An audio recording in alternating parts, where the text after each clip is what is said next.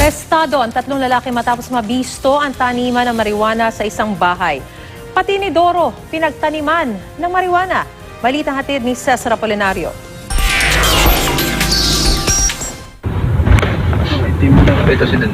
Ang inakalang simpleng bypass na ito, mauuwi pala sa pagkakadiskubre sa taniman ng marijuana sa Quezon City.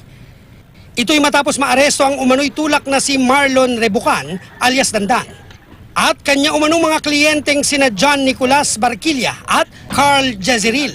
Tumanggi magbigay ng pahayag si Rebucan habang sina Barquilla at Jezreel nabuking na may itinatagong pananim na marijuana matapos makita ang larawan nito sa kanilang cellphone. Upon verification and validation, umamin sila na meron silang mga tanim na marijuana sa kanilang bakuran. So nagkandak tayo ng follow-up operations. Kasama ang 2 suspect na tunto ng bahay na ito sa barangay Santa Lucia kung saan umano nakatago ang mga pananim.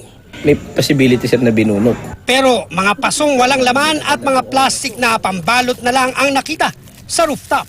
Yun nga din sana yung isa pa nating habol doon, yung medyo malalaki ng marijuana na tinanim nila doon sa may rooftop ng bahay. Kaso pagpunta natin doon, mukhang nakuha na ng iba nilang mga kasama at naitago. Sunod na tinungo ang isang bakanteng lote. Dito, nadiskubre ang 6 na pasibol pa lang na marijuana plant. May mga bagong tubo ring marijuana sa mga tabo na ginawang paso. Meron pang isang mas malaking tanim yung suspect dito sa bakanteng lote ito.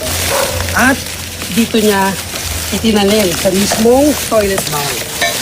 Halos isang talampakan na ang taas ng marijuanang pinatubo sa toilet bowl pero walang umako kung kanino ito.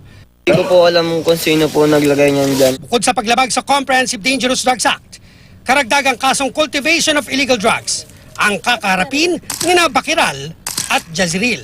Pagkatigil ko po ng 1 buwan, kasabay po nun yung pagtanim ng stash nas bigla ako pong tinanim. Marunong ka magpatubo ng marijuana? Hindi po ko usapon tumubo. May kinalaman ka ba sa pagtatanim ng marijuana? Wala po. Hindi po sa akin yun eh. Saka yung isang may-ari po nun. Cesar Apolinario, GMA News.